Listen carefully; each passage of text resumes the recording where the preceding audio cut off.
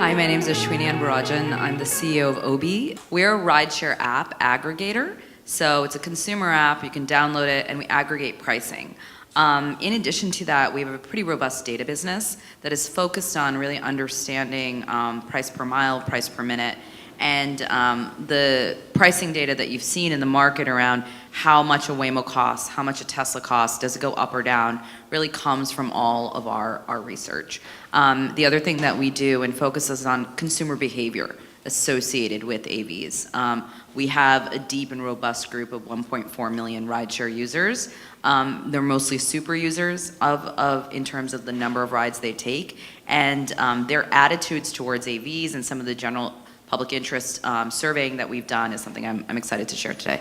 You can see some of our research in the reports that we've laid out. And it looks at two sets of things, right? Especially pricing really matters in this market. How much does the ride cost? Is it affordable? Is it something that people want to repeat behavior and take? So I'll give you an example. We put Waymo in the app, and we put out a pricing report soon after, but immediately everyone took the ride. Everyone took the ride because it was like just sort of distributing it, it was comparing the pricing, it put it top of mind. Now Waymo has fallen behind because it's for rideshare users that are consistently using rideshare who care about price. Waymo's not a competitor among them, right? Like you're not necessarily going to pick the Waymo. You're also not going to pick the Waymo necessarily if you're in a rush or if you're going to go to the airport or for all of these reasons. Behavior is really context dependent on your willingness to take the car. And I've often said, well, you know, our research shows that once people take a Waymo, they strongly prefer it to the experience without a driver. But women don't take a lot of these cars. And our research has found that only 46% of women after they've taken the car ride say they would trust a Waymo to pick up their child or transport an elderly relative. And when we talk about safety, the safety is two sets of things, right? I think there's safety in the idea that you're safe in the car and you're going to get from point A to point B in a great way. There's safety for women also in my relationship with the person who is driving me. And that's something that we've talked about a lot. And people are like, why aren't women taking more Waymos?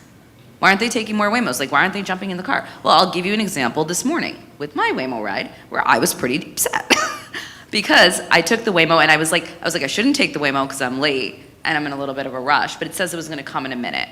It ended up parking like really far away. I had to like run across traffic to go get it in time. And I cross the street, jump in the Waymo, we go. We drive through downtown LA. There's a lot of homeless encampments. There's a lot of people on the street. Two guys are suddenly like, as we cross the red light, we're crossing and there are two guys there and there's a dog and they're arguing. Maybe they're arguing about the dog, I don't know. But they're fighting and they're fighting a lot. So the car stops and then and then there's no one actually behind us, which was interesting. But the car stopped moving, like a minute or two go by. I actually like made a little video of it. And then they see the car, this guy wants to cross, he comes over and he like that. And then he's holding it and he's not moving. And then I am scared. And you know, you're in this like freeze mode and I was just like, fuck. What do you do? Sorry for like square. But like what am I supposed to do right now? Like I was like, what do I do? Like, and I wasn't thinking, right? Because to be honest, like I live in New York. I'm not in a Waymo a lot. So it didn't occur to me, Caroline, our PR person, was like, you should have pressed the support button. And I didn't think about pressing the support button. So then I'm like, I have to talk to the guys. Normally the driver would do that for you. Yeah. So I lowered the thing, I stick my head, I'm like, hey guys, please, can you let me go? Like, blah, blah, I'm late. Like, and so they were nice. They moved out of the way. Car keeps going. Car's confused. Car drives me into some alleyway. Pickup truck is parked, blocking the alleyway. Car stops again. Finally, I was like, okay, I'm walking. So I get out, and I was like, please close the door. Please close the door. And I was like, this ride is over. I don't know how to tell the car, but I'm talking to the car because there's nobody else to talk to. The ride is over. I'm like, I'm leaving. Get my stuff, slam the door, walk to Curbivore. And that's the example of like safety, when we think about safety, we have to think about safety in these multiple categories. What is my perception of being in a car? Is that car going to get me there? Is there going to be interference in the car? Do I trust this car if, for example, I'm driving through a city street and someone wants to block the car, someone wants to hit the car, like we talk about people beating up the robots? But that was sort of a similar example. Luckily, like, I could be a human that could like stick my head out the window and do that. But there are women and there are people that maybe don't feel safe doing that. And then what do? You're just sitting inside waiting, right? And I think like that's where OB provides value, because we're thinking about what is the experience of it being like to be in a car, to be a rideshare user, to get going. And I'll give you a little thing that I've been thinking about a lot. I've been thinking about a lot how Uber bought Black Lane and Lyft bought a company called TBR Chauffeuring. They're making heavy moves into the luxury industry. Why are they doing that?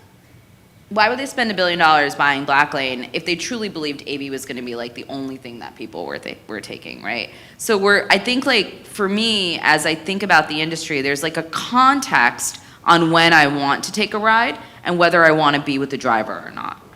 And what is that driver going to do for me, et cetera. Like we've talked, there's been obviously a lot of safety issues with drivers, but mostly like I would say like this is a safe experience getting from point A to point B. You've all taken like, you know, and you've all had experiences with drivers in the car. Overall, I think it's safe. Overall, I think it's like an incredible experience. And I actually deeply regret saying that people just don't want to have a driver in the car. Like I want a driver in the car now, depending on the context I want to go in. And the next time I'm really late, I'm not going to be calling a Waymo, right? So that's what it was. That's a great. I mean, there's an edge case for you that you've just. I mean, that's an interesting one. It's very real. I haven't heard that specific type of incident before with the Waymo. Phillip, do you want to pinch hit for the robotaxi industry? It's what would Zoox's fix be for what she went through? Yeah, I mean, I appreciate the comment for sure, and I'm certainly not here to do anything for Waymo, although I do take Waymos regularly, and they're very nice. Usually they're very nice, very nice. Totally, but I think that's right. One of the things that you were mentioning was like, what is safety and what is perceived safety, and also what are things like now and what are they going to be like in the years to come. And so I do think, Zoox has tried to be really thoughtful. We've tried to be really transparent with regulators, really open. We've tried to scale in a way that, it goes from tiny, small, medium, large to make it so people can get comfortable both in a city, but also as riders. What use case makes the most sense for them, right? It may not always be the right choice. But I think also our purpose-built vehicle has allowed us to do some interesting things. For example, automatic, subway-style sliding doors that open and close nicely. Like, at the end of the ride, if a door gets left open, the Zoox vehicle is going to automatically close it.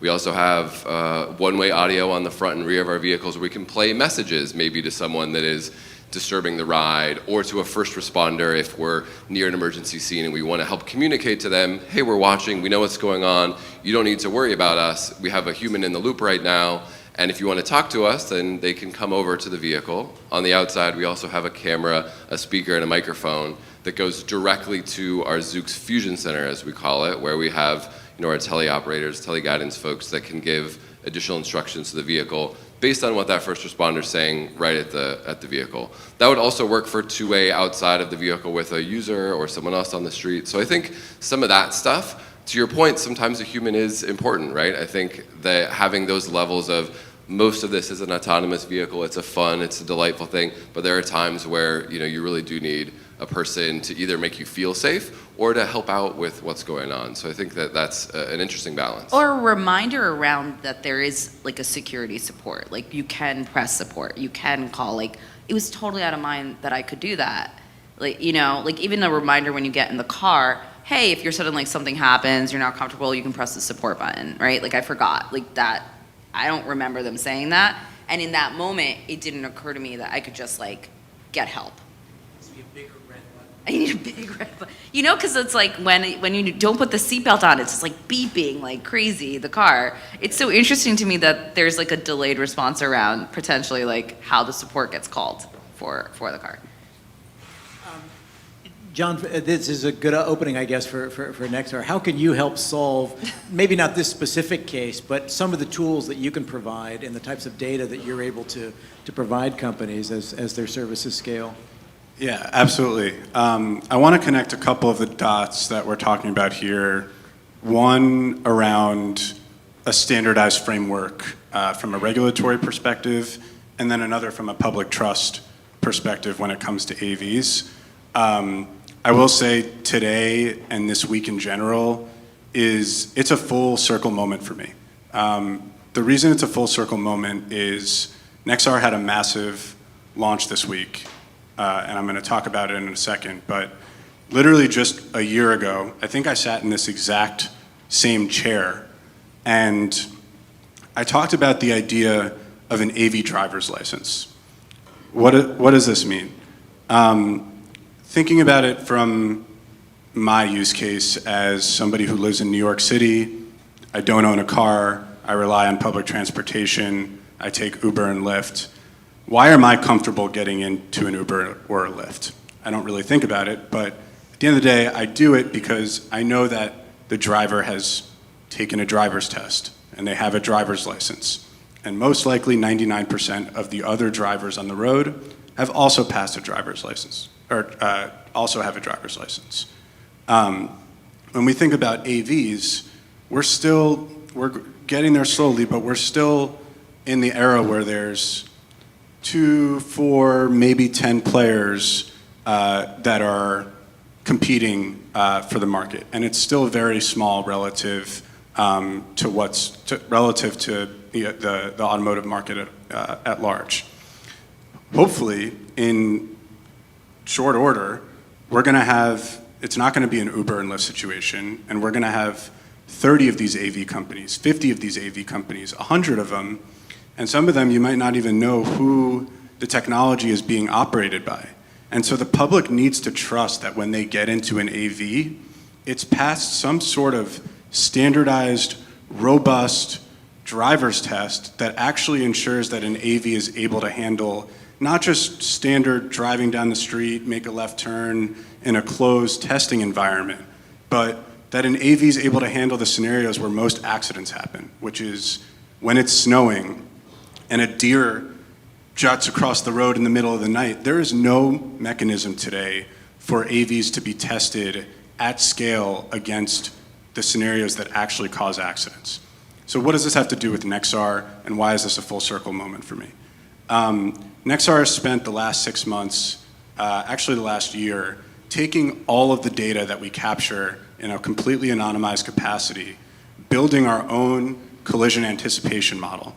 And the way that we've built this model is completely based on human, real-world driving behavior. It's not small sets of LiDAR, high-fidelity, multi-sensor suite, simulation, typical ADAS. It's all real-world driving dashcam video data. And we launched Badass 1.0, yes, I said badass, in October. And we had incredible results in terms of Badass's ability to anticipate risk in a much more effective capacity than some of the most common publicly available benchmarks. Yesterday, we launched Badass 2.0. And Badass 2.0 is actually a product.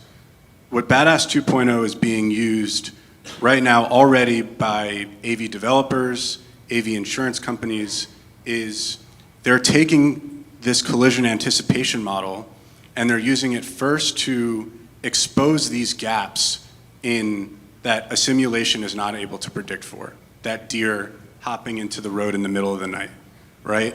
Badass is able to do that because it's trained on 10 billion miles of data that has seen all of these events already.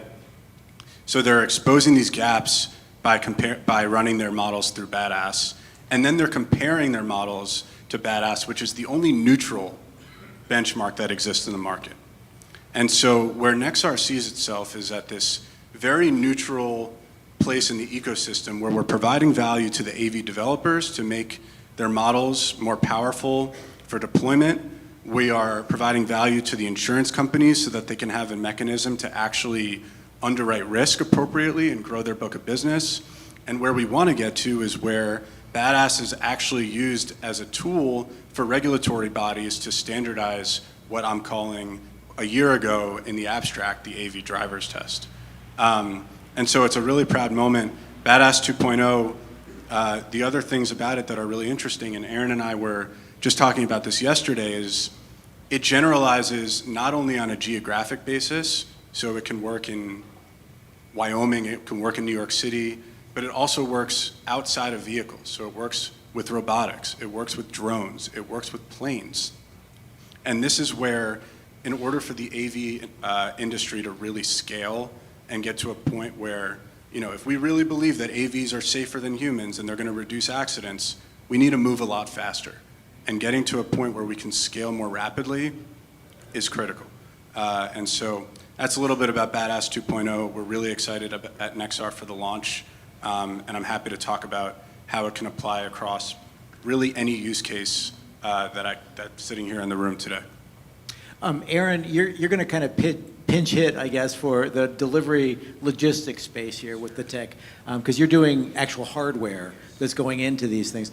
And when we spoke previously, in addition to things like the Coco robots that are delivering food, you're also looking at applications like within a building or a set structure, small robotic vehicles that can provide services within a building, that sort of thing. Talk a little bit about how that market is developing. I think what we're most familiar with would be the food delivery space, but broaden the view there. So maybe I can speak about related to the regulation. When we first began, regulation, of course, was a bottleneck for us to expand. But luckily, we were the first company got the approval from the Korea government to able to deploy the delivery robot outside. And at the same time, we were thinking, what if the robots can not only doing good at one thing, which is delivery, but multiply or expand the utility of robots. And that's the time when government agencies start encouraging us or identifying the potential use cases. Of course, some hospitality sectors were also asking indoor multi-floor service, and that's how we got our foot into it. So one hand, regulation gap or limitation help us to speak more actively with the municipalities or the city councils to a point where we have done the city of Seoul asking like dozen service in their main city hall. And that's how we start the indoor service applications. And later on, the police department start asking maybe security patrolling. And the city park approaching us, what if we can collect the trash? To now, some of the parking agencies approaching us, doing some great successful pilot. We are doing the reinforcement of the parking on the street. There are about 5,000 stations like this in the city of Seoul. So with that view, as a way to expand the utility of our robot, at least for the North America, we are tapping into the indoor multi-floor service, having the AI-enabled manipulator with our robot to be able to operate the elevator on their own, to tagging the RFID, to even knocking the door. So we are kind of expanding with the limitation of the regulation, but helping us to expand our service more and more. So I'd like to kind of shout out any policymakers here or private sectors, anyone who like to work with us and identify the use case. Don't be limited by what you see or what we have. As a 25 years of robot makers, we can do many different stuff. So it's, I think, exciting time for me to be here, explore the potential opportunities together. If we step away from, I mean, you just touched on this, the food delivery application, for example, and doing something like a multi-floor, robot that can deliver items within an office building. You've got to solve the thing of like pushing the elevator button, and you said knocking on the door. What does that market look like? I mean, do you have any sense of what the take rate is likely to be? Are companies interested in expanding in that space? So right now, the limitation or the market we've been playing has been the hospitality, especially in Japan and Korea mainly. But there is definitely a demand or need, but at the same time, from the client perspective, we'll have to consider the ROI in terms of the cost and the value that customers really see the value or not. So at this time, it's a little hard to say how much they are, But we start to have more customers utilizing it. So still initial stage, but exploring just all the opportunities for now. I guess in your case, you also don't have to deal with all of the same regulatory issues that, That's say, right. on the street you would Yes, have to. yes. The private sector in that regard is much easier for us to work throughout. But luckily, Korea government is really helping us with the fiscal AI, bypassing or open up the door for us. So that's one good thing that's happening in Korea for now. John, I think you hit on something that I've been interested in for years, which is humans have to take a test. Our vision is tested, our knowledge is tested, and our physical abilities to drive are tested before we can get a driver's license. Currently for AVs, there's no real equivalent to that.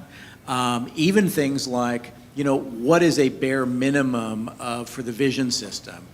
Camera, LiDAR, radar, maybe only, audio sensors as well. Do you see any movement in terms, if you're talking with regulatory officials, and what something like that looks like to test and validate a system and say, we believe this is safe and can be permitted? Yeah, I think over the past 6 to 12 months, there's definitely been movement in terms of establishing a federal standard framework. I think, at least from my perspective, the approach is less so to require certain sensor suites and certain types of equipments. It should be more outcome-based. But I think a lot of it also is, from a government perspective, I don't know that they know all of the tools that are actually available to them, right? And so BADAS, for example, by the way, I forgot to tell you guys what BADAS stands for. It's beyond ADAS. We had a really great conversation with our marketing team when we decided to name it that.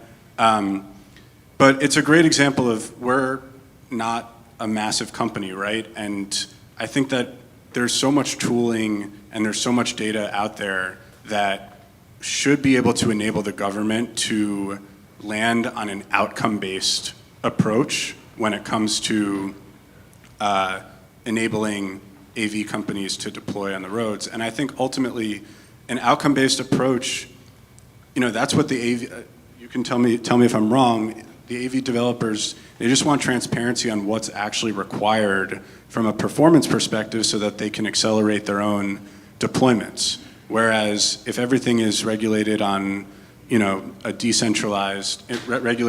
in a decentralized capacity, and in some states you have to have certain sensor suites, and in other states it's outcome-based, and in other states it's self-regulated, it makes it more difficult, especially for smaller AV companies, to understand where the goalposts are when it comes to being able to deploy.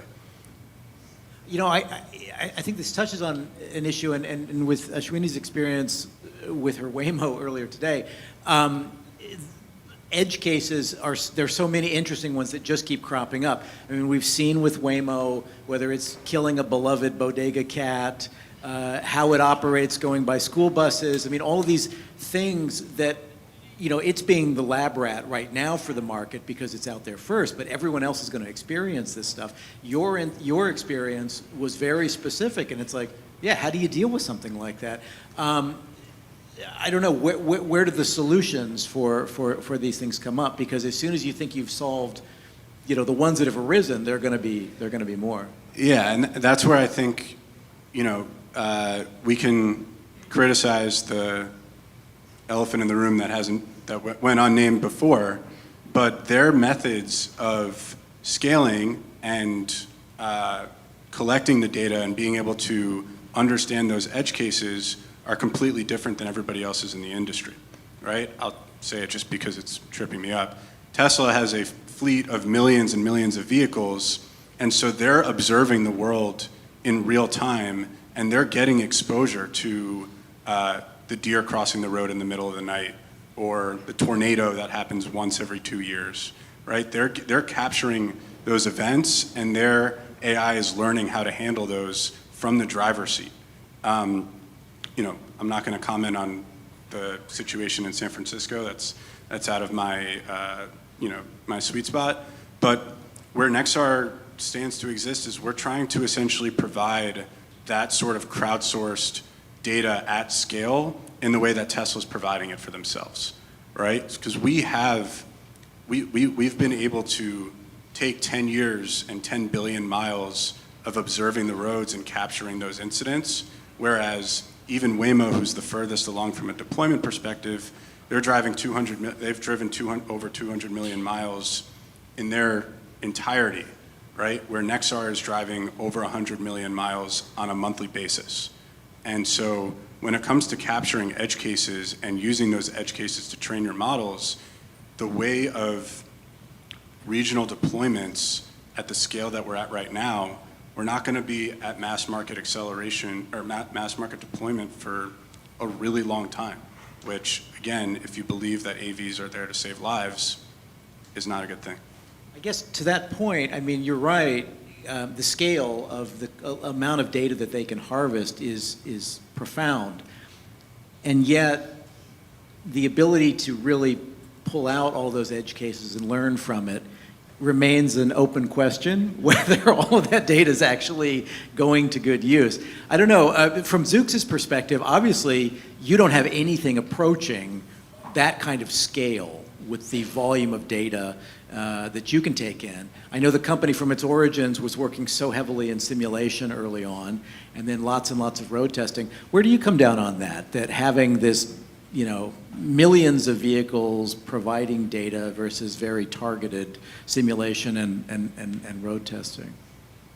I think it's interesting, and I think it's a cool product and a unique name, so kudos. I think there's a few different ways to look at it. The point you were just hitting on, though, is sort of like, yes, it's a two-phase thing. What is the data? What is your exposure? But what are you doing about it, right? And I think that's actually the thing that's really hard, and that companies are taking maybe different approaches to, and is really important.